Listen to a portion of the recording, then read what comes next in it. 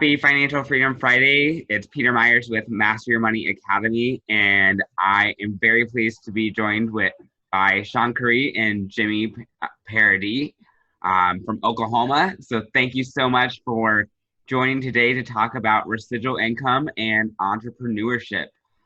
So why don't you tell the viewers a little bit about your background? Y'all have been all over in multiple industries, multiple countries, so that's definitely very exciting. So tell us a little bit about how you got into the space of entrepreneurship and really creating your own financial freedom. Yeah, I'll start because I'm the one that moved here. I'm originally from Canada, born and raised in Canada. My parents still live there in Hamilton. And growing up, my parents did different MLM type companies. And so I had that vision of financial freedom at a really early age. And I remember my very first company that I did, I put on a skirt that my mom had made me and a nice dress shirt. And I went to friends and family and I sold knives. I mean, a lot of you guys that are watching, you might remember that company. And, they built a beautiful vision and they created that for me. They started that journey for me. And so, and I was probably, I'm going to age myself a little bit. I think I was 19. So I've had the vision of financial freedom in my life for over 20 years. So that was just the beginning. And then we did several different types of businesses online. And we also had a brick and mortar business. When I moved to Oklahoma, we opened up our first event center. And I hosted different types of classes, parties, events, that kind of thing. We did that for a while. And, it's hard to run a brick and mortar business. There's a lot of overhead costs. So we learned all about all of that. Mm-hmm. And then, we've just done different things and coming back into, direct consumer sales where what your people want seems to be where a lot of people are going right now. So that is always an option for people. Yeah, just echoing what Shankari said, it's one of those things that we've caught the vision and it's been out there for a long time, and it's definitely something that can help your family and help fuel the success for the goals that you want for your family. So yeah, it's definitely been an amazing journey, like she said, all the way through to owning the brick and mortar for the event center, which was, not gonna lie, it was extremely hard to do that. Just like any, brick and mortar type business, and especially with everything that's going on right now in the world, it's even harder for a lot of the people out there that have those standard brick and mortars, especially when they're not part of a large international or national corporation that can kind of weather the storm, so to speak. So yeah, that's kind of where that's been at. And then I also have the standard 9-to-5 job that, kind of pays the bills and things right now, but it's not the overall vision of where we want to go and where we want to be at in life. So, and there's nothing wrong with that. So, that's, there's a lot of people that need to do that while you're working on your entrepreneurship and skills. So, yeah. Yeah, so how did you guys decide to start business? I mean, you talk a little bit about the brick and mortar, you have online things as well. And I think for so many of us, and I know even myself, considering like the path to go down and finding that passion, that why, and you're constantly changing. I mean, you say, yeah, it's hard to have a brick and mortar. What would you say is like the biggest challenge of just even being your own boss and getting started, like that hurdle to just get started? I would say, as far as, getting started is one of those things that you really have to dig deep within yourself to determine, is this what I really want to do? Does this really connect with my soul for whatever service or product that you want to provide? Because if it's like, yeah, I kind of think I can do this, that's not it. I'm just going to tell you right now. I mean, that's not it. And then also, if you base that dream off of somebody else's why or their dream, it's not going to work. I mean, you have to, know that, like I say, all the way down to your soul, that I absolutely want to do this. And this is what makes me happy, to figure out if you're going to do that. Because in a typical brick and mortar, if you don't have that strong connection with why you're doing what you're wanting to do, at the end of the day, it comes down on you, not your employees, not your suppliers, not your anything else. It's all on your shoulders, 100%. So, and or, if you're lucky enough to open it up with a friend or business partner or something of the like, it's, at the end of the day, it falls, all of the problems fall on the top.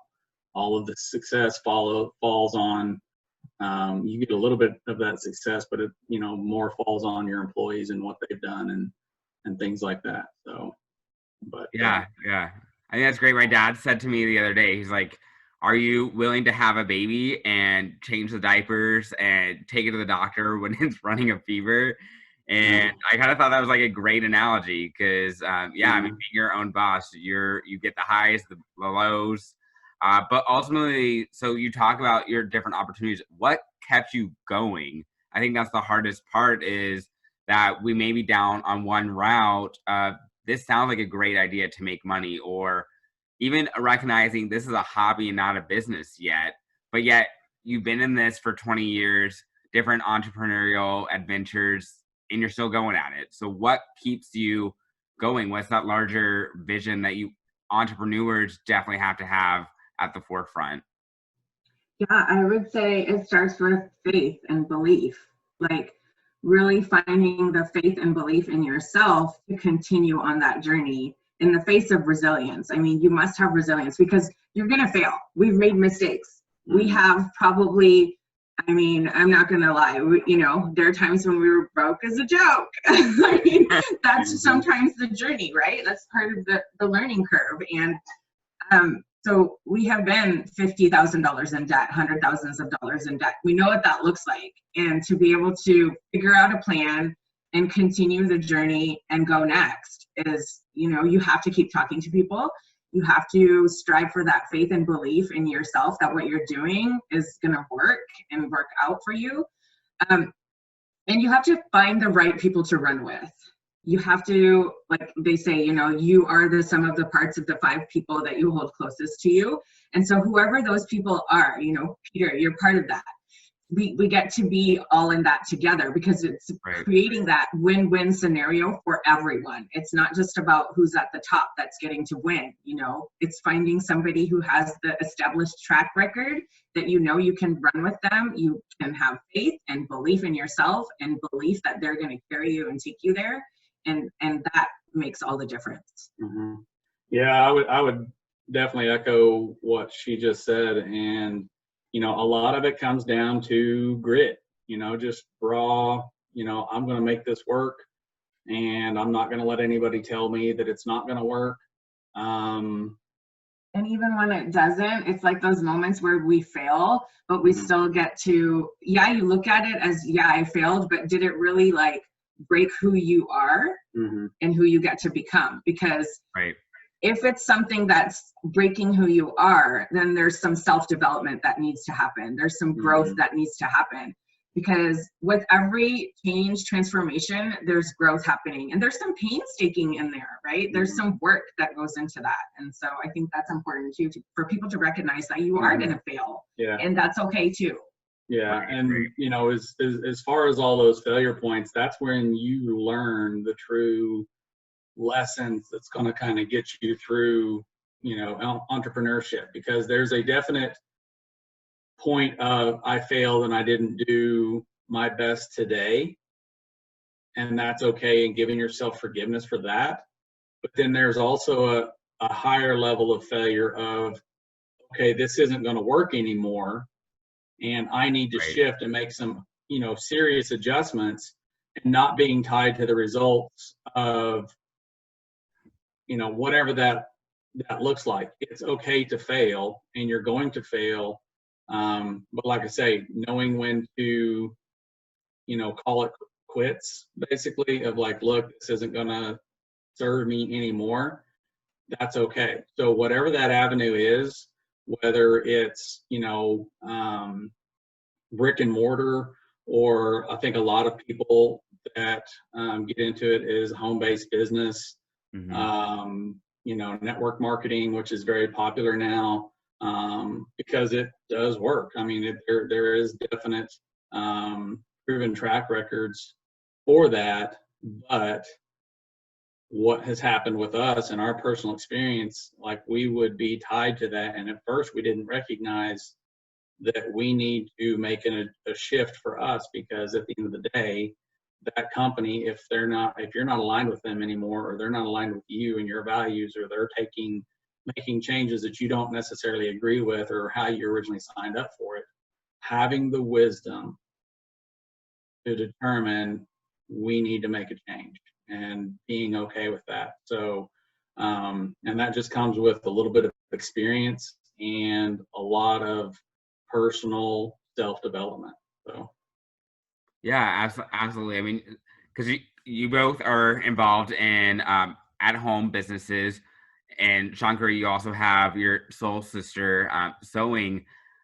I'm curious, how did you decide when to take even just soul sister to a business of sewing and quilting? And I think so many of us as fresh entrepreneurs get caught up in what's a hobby versus what's a business. And I'm a big Shark Tank watcher, and that's oftentimes a question that gets asked, is knowing your numbers and what's profitable versus what just gets to be for fun. And is it okay to be an entrepreneur that's really just doing it as a side business that's fun? I mean, I look at my sister even, and she's doing knitting just for fun. She's like, I'm okay. I don't want to be a big profitable business. But how do you weigh the pros and the cons and knowing what's going to be successful for you?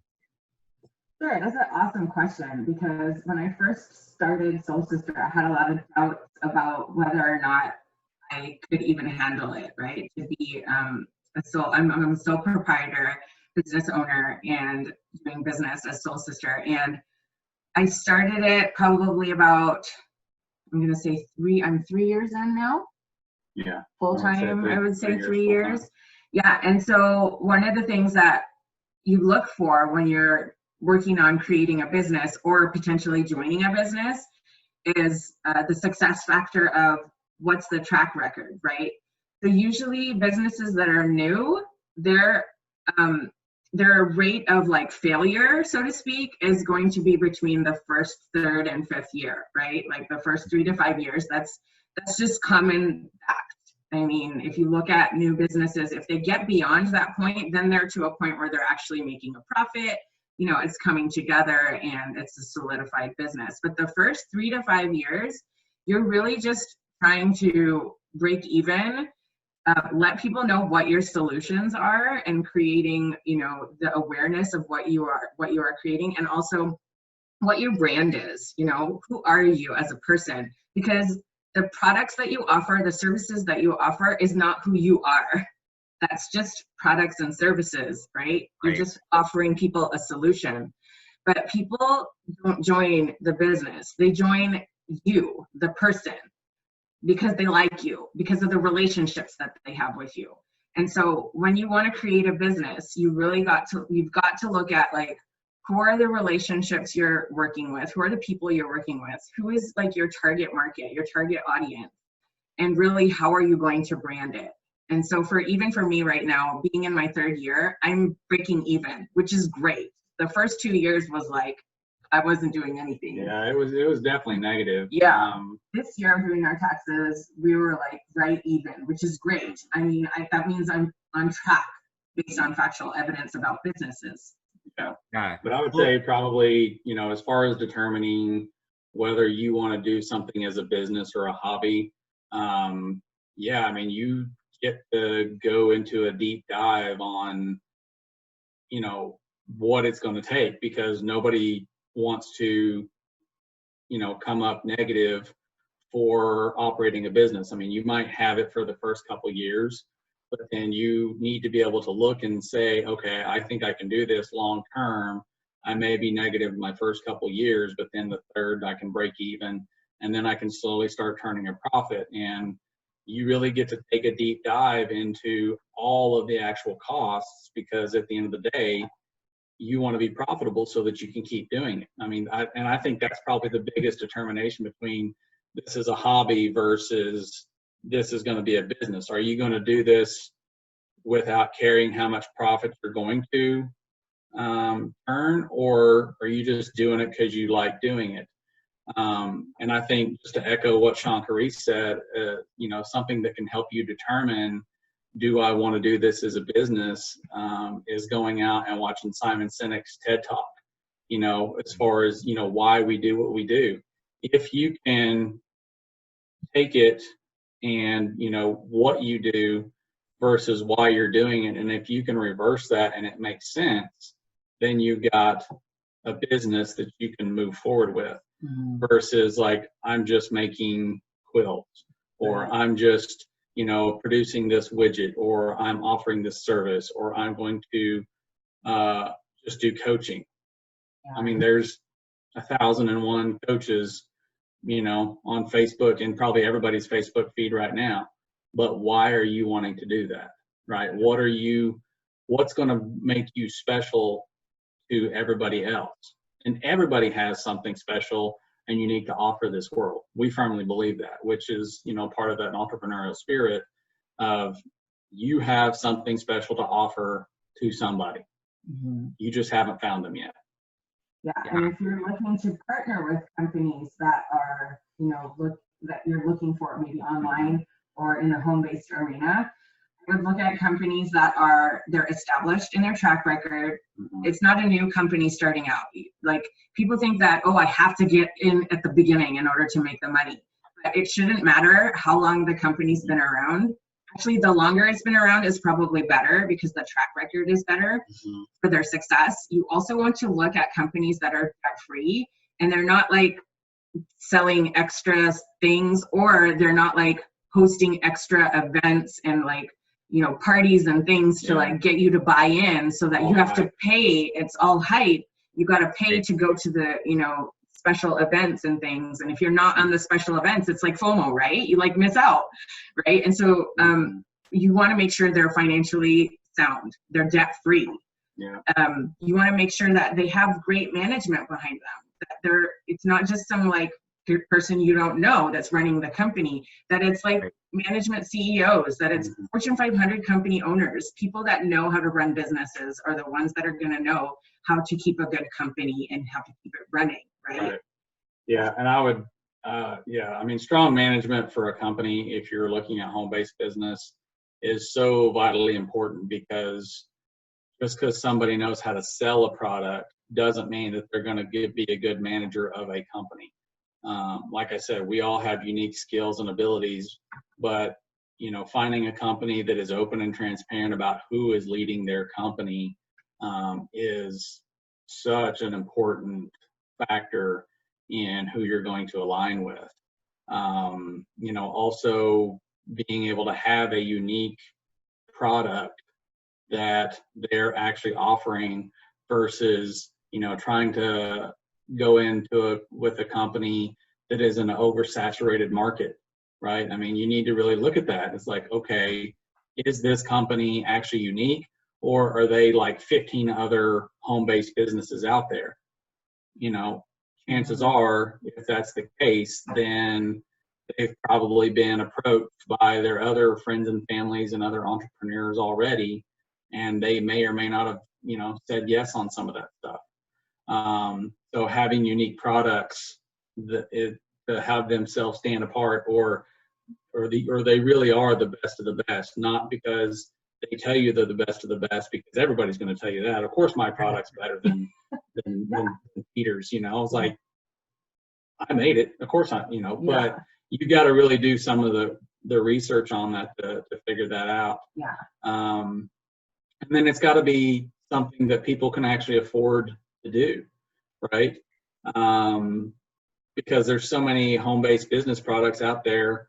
And like I said, we've been there, we've done that, we've tried them. They are very good products. I mean, we haven't had a bad product experience with most of the companies that we have tried and used.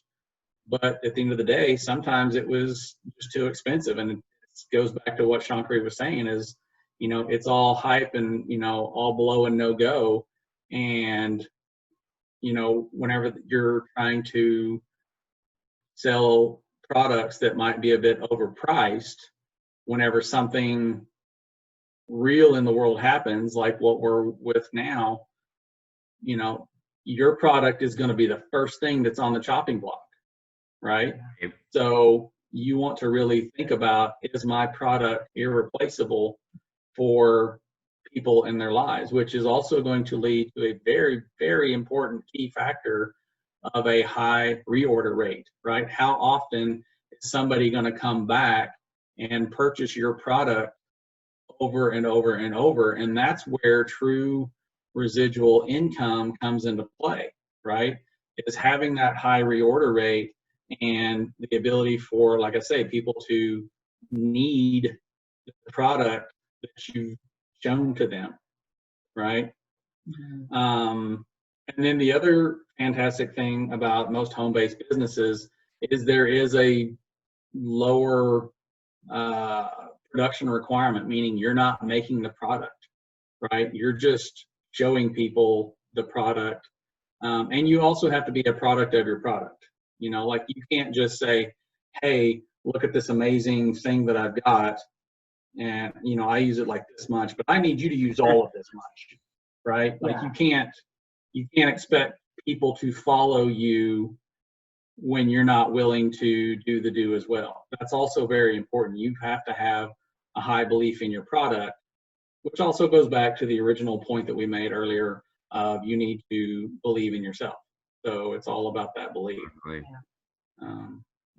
question. Yeah. So, I mean, and I think that's perfect. When you talk about like believing in yourself and being your own boss and then creating your own residual income, what keeps the two of you continuously motivated to create the residual income? You've been through different highs and lows as far as profitable, not profitable.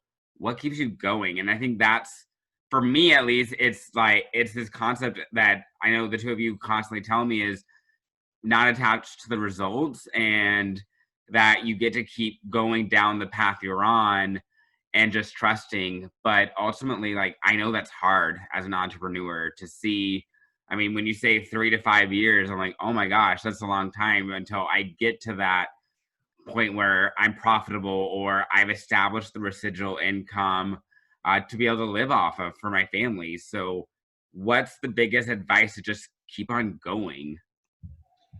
I would really plug into your leadership, plug into the mentorship that's going on with your business or organization, because that's going to fuel you. And on those days and on those moments when you don't trust yourself and you're like, what am I doing? I don't know what's happening. Why isn't this working? Or, you know, why aren't people buying my stuff? Or whatever the case may be, plug into your leadership, because your leadership's going to show you exactly where they've gone. They're going to show you the numbers. I mean, a key way to figure out if a business is successful is to ask the leaders of the organization for their reports. Like, show me the money, right? That's where it's all about, is creating that income. If they can't produce that result for you, then it's going to make you question where are you? Is this the right company for you? So always be open to share your reports. Always be connected, plugged in. It will support you because they'll have the right mentorship to guide you. You know, self-help books are great, but sometimes self-help books can also hinder you because you just keep reading and reading and reading. And really, it's about practicing and putting the things that you're learning in your mentorship into action. Yeah, like taking practical action and putting it to work. Like, if you're getting on a mentorship call and you're learning from people, make sure you're taking your notes, number one, and number two, not just taking the notes and putting them in a drawer, but taking the notes reading your notes and then putting it into practice and, working it. Right. Yeah. I mean, I would definitely, again, just echo everything that Shankari's saying. As far as finding that leadership, I mean, you have to definitely put it into action. And, one thing that an example or something that somebody said a long time ago in one of the other businesses was, it's basically, it kind of goes back to the baby principle that your dad said, right? Like whenever we're all babies, eventually we have to learn how to walk, right? But you don't just, come out as a baby and then the next day, boom, you're running, right? It doesn't happen that way. You have to take a step at a time. And if you look at it as, okay, I'm going to do some self-development, that's a step, right? But what happens if you just do self-development, right? You're just going to walk yourself in a circle. It's just left leg, left leg, left leg, left leg. But the action part is the right leg. So you do a little bit, you maybe do left step, but then you have to do right step. And then maybe, and so, I mean, your path is going to be, but eventually everything is going to start clicking and syncing. And then you will be able to take that knowledge and that self-investment that you've done and be able to make that work. And another key factor of that is, like she said, if you're getting on, mentorship calls and whatever that is, or you're plugging into, podcasts or whatever works for you, because there's a lot of options available. First, find what's really going to work for you. And then after you do the self-development and then the action, take a quick pause and say, okay, what worked and what didn't work? Right. And what didn't work, change it. It's okay. Yeah. Or this didn't work, but I think it could still work. Okay, I'm going to try it again. And then if it does work, okay, you just need a little bit more practice maybe. But if you just got a flat hard no on your results, whatever that happens to be, if that did not work, it's okay to change it. Yeah. So I think that's kind of also part of it, of that self-reflection that a lot of people, they just kind of just bull their way through all kinds of processes that work for somebody else, but guess what? It may not work for you, and that's okay. So, I think that's getting feedback. You definitely got to get feedback. Yeah. And then the other part of it too is, like, in order to stay motivated, like, one of the things that I've always learned is, when in doubt, focus out. So give back to your people. Whatever you're learning in terms of leadership, whatever you're learning in terms of mentorship, support other people around you, support your friends, support your family, help other families make money. Like, what can you do? Just like what you're doing here, Peter, with your, podcasts and your videos and helping people to become financially free. That's, that means a lot. That's a lot of generosity coming out. Yeah. So. Yeah, I think that's so perfect, because you talked about, like, the relationship aspect of, like, people are more than just customers, and it's bringing them in onto the family. I think it's definitely important because they have a why too, and that's, I think, really important to know at the forefront of why do you do what you do, but it's also is like, why are you impacting other people to spread their why as well. And I think especially like with residual income, that's really, really important, because you're setting people up for financial freedom. You're creating that passive income, and it's a bigger, like, trickle effect. That's why I love it, because it's like, I know I've got a mission and it's keeping me going at the same time. So I just loved when you said, like, it's all about the relationship, because it truly is. I mean, you have to look at it bigger than just the bottom line profit and the customer, because it's all about the retention, like you said, Jimmie. I mean, that's what's going to bring you the joy and the freedom, but not only for yourself. Yeah, it's so true. Yeah, you want to make sure that people are, at the end of the day, they're happy with their solution, right? You don't want them to be like, well, I don't know what to do with the stuff that I have now. And then they spent all their money, and it just leaves a bad taste in your mouth, right? For sure. Yeah. So, Awesome. Absolutely. Yeah. Any final last big tip for someone who really wants to create residual income, create their financial freedom? Biggest tip, biggest lesson that you guys have learned and to really set people up? Really go in. If you're going to go for something, go in. Don't just dip your toe in it and then dip your toe over here and then dip your toe over there. Like, pick one, go in, be really in 100%. Like, are you interested or are you committed? Right? Mm-hmm. Like, just pick one. It doesn't matter which one it is. Pick one. Remember your why. Remember your belief. Really focus in on why you're doing this. You know, for us, we want to spend time with our 3 lovely children as much as we can. We want to give them Lovely. we want to give them like this, you know, beautiful, magnificent home. We want to take them traveling. Like, our dream is like to go traveling all the time. They love going on driving trips. I mean, those are our dreams and visions that we always look forward to. So stay focused on those. Yeah, definitely staying focused on your why. Which, you know, it's going to be different for different people, but, you know, really take the time to meditate on why you are going to do what you're doing. And like she said, for us, it's family and kids, and, you know, also, you know, dreaming again. You know, that's also a big thing, and probably a big thing for me that I get to work on the most, because I'm just trying to make sure the bills are paid and things like that, and all the, you know, trying to take care of all the back end stuff. So for a lot of guys, you know, they're just like, well, just whatever you want. No, you get, like she says, like, get in there, dream again. We all knew how to dream when we were kids, and we lost that along the way. So being able to connect to that dream of what do you really want to do? You know, like, what do you want? What do you really want to do?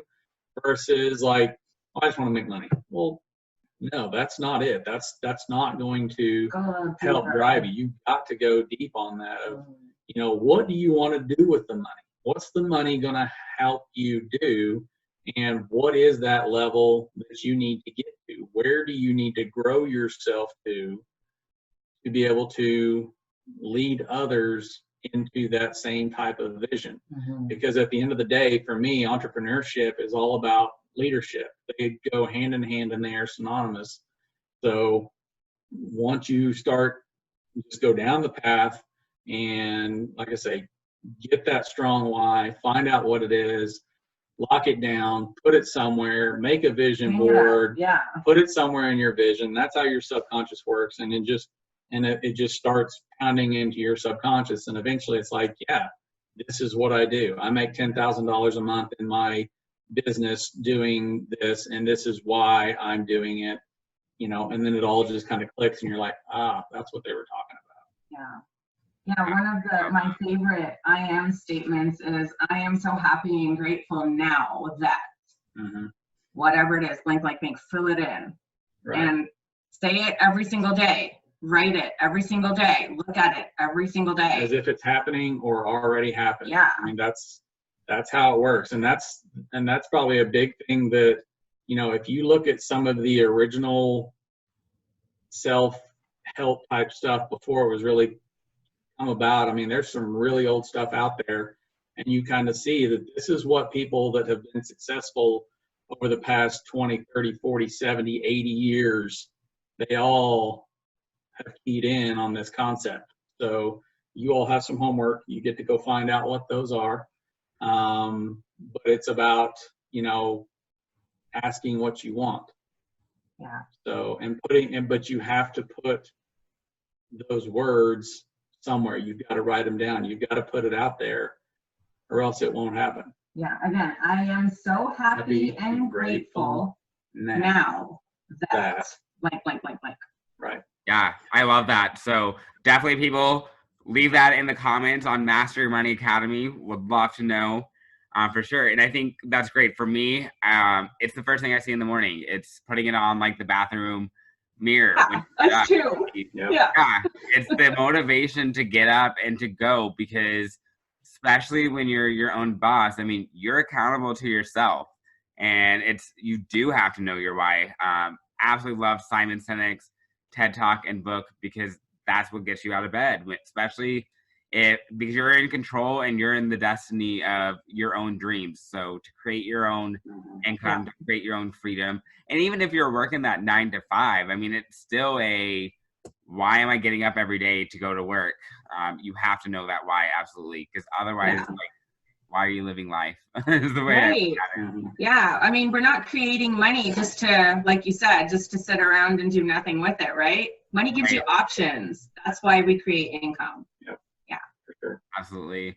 Well, thank you both so very much. I loved having you on Master Your Money Academy and Financial Freedom Friday.